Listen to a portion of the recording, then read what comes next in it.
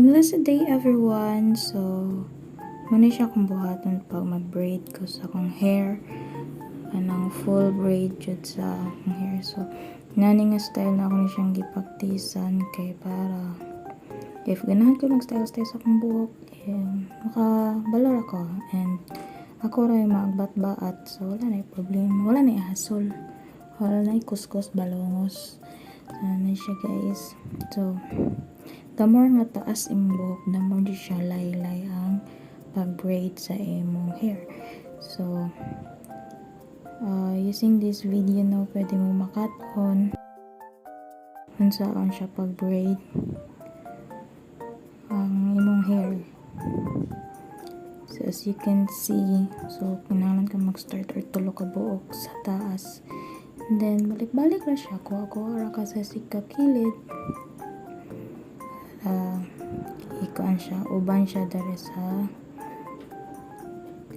imong gihimo nga braid. Siya manual and karaan nga braid kay nako yung mga nakitaan sa YouTube or Facebook or TikTok. Tapos sila yung style o sa pag-braid sa ilang hair. Pero ano siya nga braid, pag-braid sa buhok is ano siya kanang usual nga pag-braid jud. So, if ever kung makabalo mo so no need na nga magpabaat mo kay kabalo naman mo. Pero sa akong buhok jud liso jud siya pag mag-braid ka, kinahanglan jud mo siyang taman-taman og shampoo, conditioner, line so layan jud siya. Kay para pag-braid ni dili magkasangit-sangit. So dali ra para atong video, dali ra kayo. So, na siya nga tiis ganda. Char. Para sa hair. So, ako is talag sarap po ka mag-braid sa akong hair kung nako'y taas nga panahon kay hindi siya a lot time jud para mahimo na ko na siya sa akong buhok.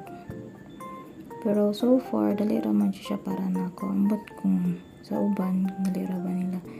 Kung mabaag buhok, dali ra siya. So, excuse me dahil sa mga fats dira. Ganun kisi-kisi nga sa nga. So, ano to siya guys. Ang akong tutorial ko sa akong pag-braid sa akong buhok. Ano siya akong a day in my life. How to braid my hair. Own hair. So, look at that.